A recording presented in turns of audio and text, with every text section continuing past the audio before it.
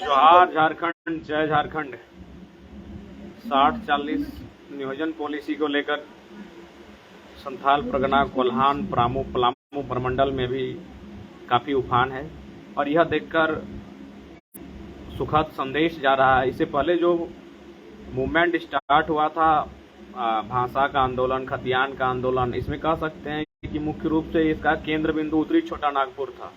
इसको हल्का सपोर्ट रांची का क्षेत्र यानी दक्षिणी छोटा नागपुर का बस एक जिला रांची ही सपोर्ट करता था। कोल्हान के 2 जिले 3 जिले सपोर्ट करते थे और कभी कभी संथाल परगना का कुछ जिला सपोर्ट करता था, पलामू मरमंडल अछूता था। और फिलहाल जो नियोजन पॉलिसी बनकर आई थी 60-40, कहीं ना कहीं अगर आप देखें गौर से तो इसमें भी उत्तरी छोटा नागपुर का ही असर रहा है। उत्तरी छोटा नागपुर की ही चहलकदमी रही है, उन्हीं का आक्रोश रहा है, उन्हीं का आंदोलन में भागीदारी सक्रियता बहुत ज्यादा रही है। लेकिन इस बार जैसा कि देख पा रहे हैं, पलामू संथाल परगना के साथी भी 60-40 की नीति का विरोध कर रहे हैं, तो सबसे पहले उनका नैतिक समर्थन करते हैं। कल ही आपका कोल्हान में भी बहुत भारी संख्या में युवाओं ने बाइक रैली निकालकर सरकार को अपना संदेश दिया है और 60-40 के जो नीति है उसका विरोध किया है। तो कोल्हान के साथियों का भी धन्यवाद। और अब देखने का है, पहली बार हम लोग देख रहे हैं किसी मूवमेंट में पलामू प्रमंडल का बड़ा अच्छा योगदान होने जा रहा है। प्रेस के माध्यम से जानकारी मिली है कि पलामू प्रमंडल के भी नौजवान स्टूडेंट्स इस नीति को लेकर गोलबंद हो रहे हैं और वे जल्द विरोध प्रदर्शन में अपनी भूमिका को तय करेंगे, तो इसके लिए बहुत बेहतर है। और चूंकि साथ ही आज भारतवर्ष रामनवमी के त्यौहार को मना रहा है, तो सनातन जीवन दर्शन का अनुसरण करने वाले धर्मावलंबियों को रामनवमी की असंख्य अनगिनत शुभकामनाएं। अब देखिए 60-40 की जो नीति है, यह 60-40 नहीं होकर 40-60 है। अब ध्यान से देखिए, अब आप कहेंगे कि भाई हम लोग आंदोलन का चेहरा चमकाने के लिए कुछ भी बोल जाते हैं, बहुत सारे लोग आरोप लगाएंगे, लेकिन अब थोड़ा सा गौर फरमाइए कि 60-40 नहीं, ये 40-60 है। 40-60 इसलिए है कि 60-40 आखिर किसके लिए है? 1985 के जो लोग 1985 इससे पहले, क्योंकि हमारे पास तो स्थानीय नीति नई सरकार ने परिभाषित नहीं किया है, यानी हमारे पास पुरानी सरकार की स्थानीय नीति जो परिभाषित है वही है। तो पुरानी सरकार यानी भारतीय जनता पार्टी और आजसू के गठबंधन में जो सरकार बनी थी, उन्होंने परिभाषित किया है 1985 की नीति को। तो यदि उन्होंने 1985 की नीति को परिभाषित किया है, यानी उसी 1985 की स्थानीय नीति को आधार मानकर 60-40 की नियोजन पॉलिसी है, यानी 60-40 की जो नियोजन पॉलिसी होगी किनके लिए होगी? 1932 वालों के लिए नहीं, 1985 वालों के लिए होगी। तो 1985 का मतलब है फिर तो 20%, यानी 60-40 में भी आपका 20% 85 वाले और ले लिए, यानी और 20 कम हो गया आपके पास। अब बचा शुद्ध झारखंडियों के लिए मुझे लगता है 35 से 40 बचा हुआ है। इसमें अगर कैटेगरी वाइज अगर आपको लगता है, बहुत सारे जो साथी हैं, जैसे मान के चलिए किसी अनुसूचित जनजाति के बंधु को ऐसा लगता है कि नहीं हमारा कोटा सुरक्षित है, तो जानकारी होनी चाहिए उस कोटे में भी बाहर के लोग फर्जी तरीके से, फर्जीवाड़े से नियोजन को हड़प रहे हैं। तो इसलिए एक बात याद रखिए, आदिवासी मूलवासी एक दूसरे के पूरक हैं। मूलवासी अगर सुरक्षित है तो आदिवासी उसके इर्द गिर्द है, आदिवासी अगर सुरक्षित है तो उसके इर्द गिर्द मूलवासी जो सदियों से इस झारखंड के भूभाग में इस आवरण में रहते हैं, उनके कारण ये झारखंड है। तो इसलिए अगर किन्हीं को ऐसा लगता है कि मेरा कोटा रिजर्व मैंने सुरक्षित है, मेरा रिजर्व कोटा, ये भूल है।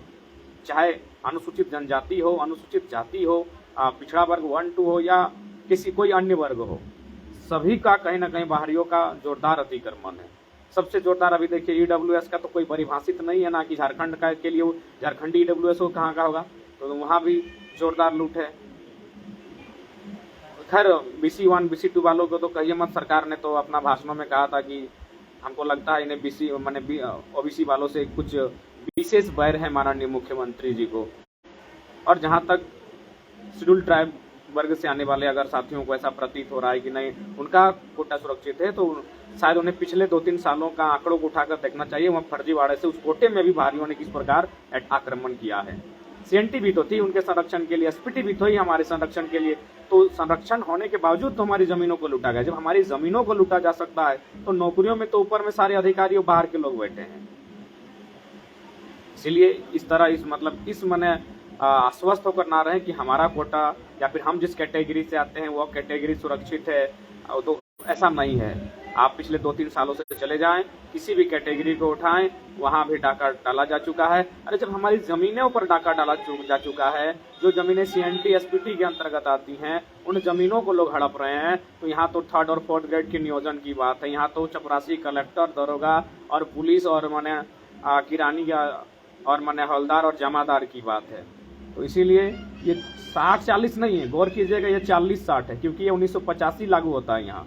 1985 को आधार मानकर 60-40 दिया जाएगा। अतः आप यह कह सकते हैं कि 1985 को अगर आधार माना जाता है तो 1985 में क्या होगा, उसमें तो गैर झारखंडी आएंगे ही। एनडीए की जो पॉलिसी है 1985, तो इसलिए इस फिराक में ना रहें। ये 60-40 नहीं, 40-60 है। तो इसके लिए पूरे राज्य में एक दिन आहूत किया जाए, जोरदार आंदोलन किया जाए अन्य राज्यों के तर्ज पर, तभी जाकर एक बेहतर सकारात्मक असर सरकार पर होगा। बाकी सरकार का बाहरियों के प्रति किस तरह प्रेम जाग रहा है, ये आप देख सकते हैं। ये आप देख सकते हैं, भली भांति देख सकते हैं कि किस प्रकार से सरकार का बाहरियों के प्रति प्रेम जाग रहा है। तो इसलिए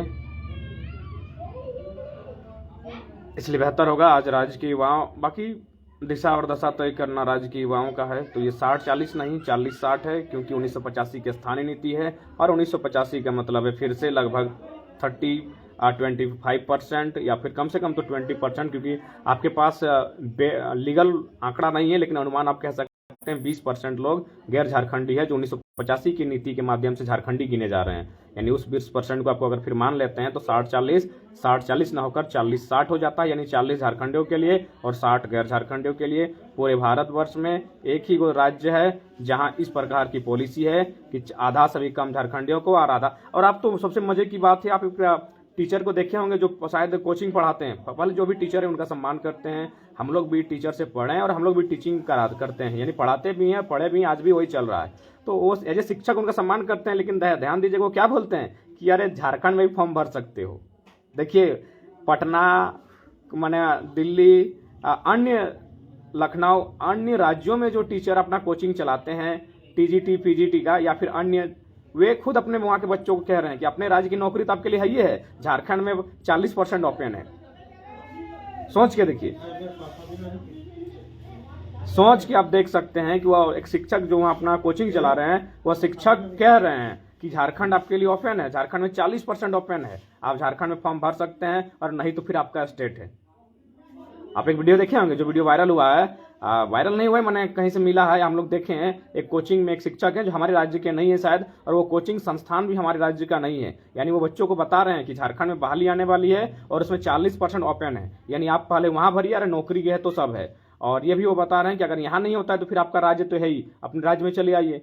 तो सोच सकते हैं किस प्रकार हंसी का विषय पूरे भारतवर्ष में झारखंड को लेकर है कि झारखंड खुला रखा है, आप झारखंड की तैयारी कर सकते हैं। आप यूपी के हैं, बिहार के हैं, बंगाल के हैं, तो भी आप झारखंड की तैयारी कर सकते हैं। अब तो आप ब्रिटेन के भी हैं तो झारखंड की तैयारी कर सकते हैं, क्योंकि हमको लगता है बहुत सारे ब्रिटेन वाले भी हैं फर्जी सर्टिफिकेट चाहे तो बना सकते हैं, हालांकि वो चाहेंगे नहीं। तो ये कंडीशन है, इसलिए एक बड़ा आंदोलन की आवश्यकता है। और हाँ, केस तो फर्जी, अब बहुत गंदा केस हुआ है वहाँ, देखने को हम लोग को मिला, बहुत फर्जी धाराएं लगी हैं। और हम लोग तो फांसी ही देगा, तो हम तो बोले फांसी लटका दीजिए, फर्जी झूठ मूठ का केस करने से बेहतर है। तो फिलहाल आज युवाओं को यही संदेश होगा, ये 60-40 ना होकर 40-60 है। 40-60 इसलिए है क्योंकि एनडीए की सरकार मैंने भारतीय जनता पार्टी राजसू के नेतृत्व में जो उस समय पॉलिसी बनी थी, और उसे वर्तमान जेएमएम कांग्रेस की जो सरकार है उस पॉलिसी को हटाने को कहकर सत्ता में आई है। कहीं ना कहीं वही पॉलिसी है, 1985 की स्थानीय नीति को आधार मानकर 60-40 की नियोजन नीति को प्रभाव में लाया जाएगा। और 60-40 का मतलब सीधा सीधी है, ये 40-60 है। बाकी जोहार, पुनः रामनवमी की शुभकामनाएं। जोहार झारखंड, जय झारखंड, जय हिंद, वंदे मातरम।